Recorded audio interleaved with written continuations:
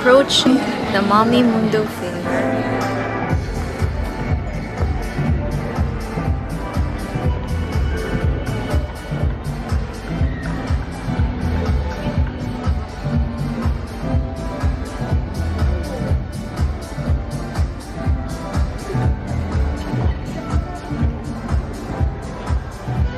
I'm so happy that we at Mommy Mundo gets to partner with a brand that brings mothers and fathers to be together.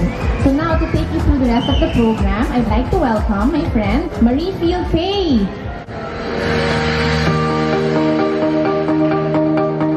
Hello, good afternoon everyone.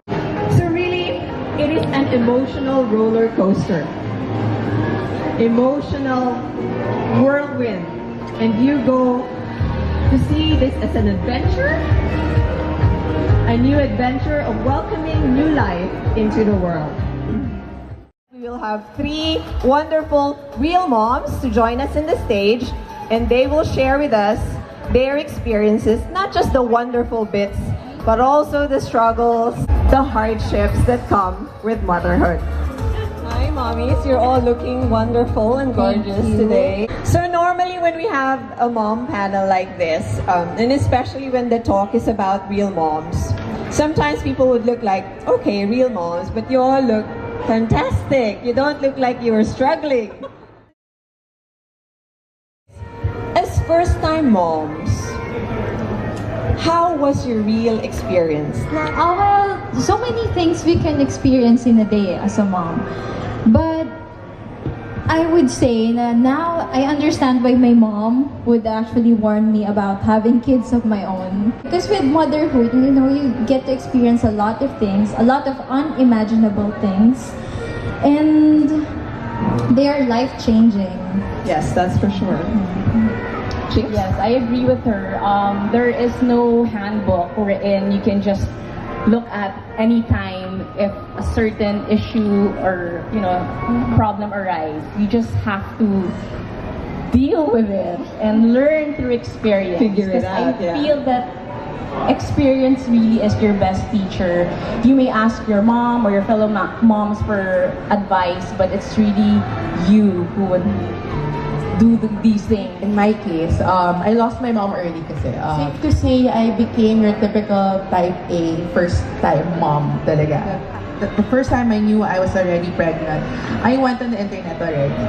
And that time, I think my daughter is 5 years old now. And ang swerte niyo kasi, there's so much products and There's Mommy Mundo. thank you to Mommy Mundo. It's making your lives easier. Before, talagang sariling Exactly. And what is good for your baby will really come from your gut. It's something that you will know. Even just by hearing your baby's cry or just by looking if like the baby looks uneasy, you would know. Aside from trusting yourself, the best thing is also to trust your partner. Involve also your husbands, involve your partners, because they really will give you the rest that you need and the support.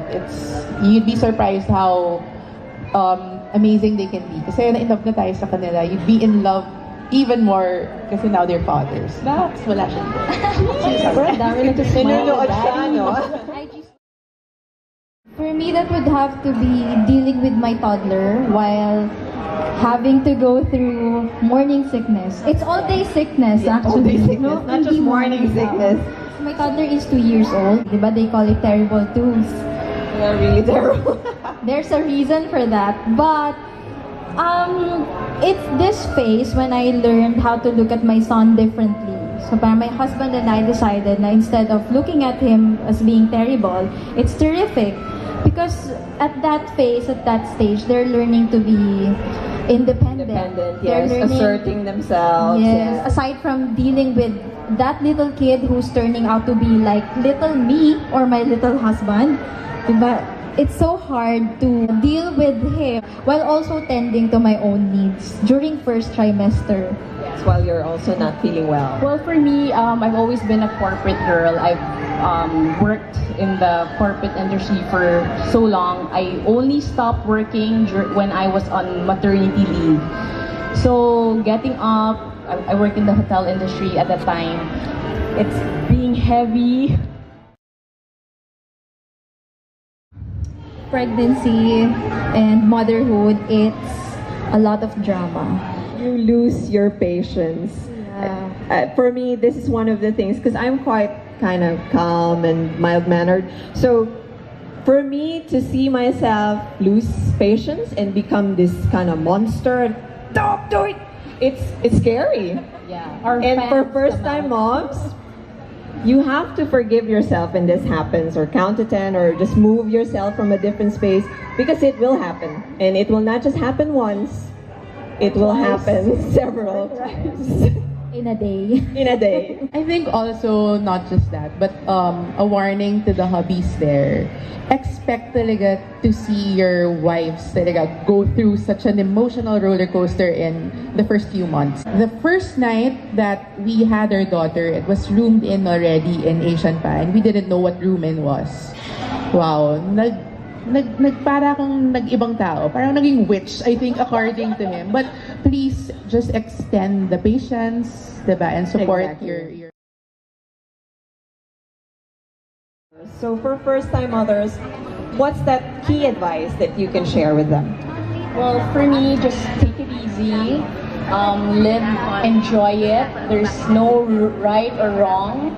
Just enjoy your motherhood. Yeah, and enjoy the whole pregnancy with your husband. Spend time with yourselves. Don't forget that, you as a mom need talaga to be whole. You need to be well rested. You need to sleep. I think one advice I would give is to make the most of the moment. You just had 2 hours of sleep last night, parang giging monster ka na. But as my husband would jokingly say, sabi niya, ano mas gusto mo? Wala kang tulog o wala kang gising? Just try to see the beauty in everything, because that moment is fleeting, and right before we know it, malaki na sila and we can take it back. Exactly. I think one of the most important message from Baby Dove is really don't let social media, don't let the vision of other perfect mothers that you see ruin the experience for you. So much Thank you. for being with us. Thank you, everyone.